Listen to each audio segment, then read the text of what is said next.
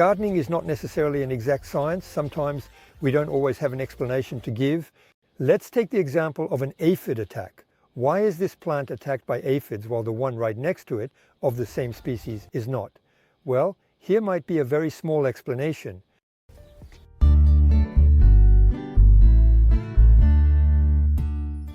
Biodiversity is the key word often used in gardening, agriculture, and nature in general. And so what exactly is biodiversity? It is a multitude of plants, animals, and birds that are in an area and that compete with each other or interact among all these plants, birds, and insects. So here it's a little different. We have a flower bed with a multitude of flowers. And in this spot, there is a gerbera that is being very heavily attacked by aphids.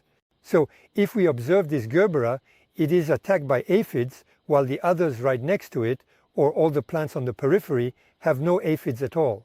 So why are the aphids there? And that's where we have a bit of trouble providing an explanation. Are there any juices? Is it the color that attracts these same aphids? If we observe closely, we will notice that there are hoverflies in that spot. Now, hoverflies are often referred to by people using this term. Actually, you know those little gnats or those little wasps that buzz around you when you're outside having a barbecue? They aren't wasps, they are flies. They belong to the same family as flies, they are hoverflies. You should know that hoverflies are voracious eaters of aphids. There are a multitude of hoverflies around, and we can see them clearly. They are laying eggs. It is mainly the larvae that will consume aphids, 40, 50, or even more per day, much more than ladybugs. Why are there hoverflies here? Let's turn around and go a little further. And in that spot, there are coreopsis. Well, you should know that coreopsis, the yellow color, attracts hoverflies. The hoverflies that come to forage, well, the hoverflies don't come for the aphids. They simply come to seek a bit of nectar, a bit of pollen for their personal consumption. And since there are hoverflies in the area, and right next to it there is another food source, there are aphids.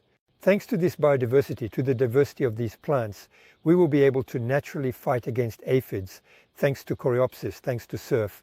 This was, of course, an explanation, my first explanation. A second one, why is this aphid-attacked gerbera? Let's look at the base.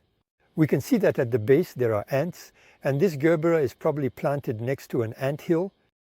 And you should know, ants are like farmers. They are there to raise the aphids. It only took 2 or 3 aphids. They protected them. During the entire breeding period, well, today the ants are delighted because they can milk and eat the sugar from the aphids as they go, but that was without counting on the hoverflies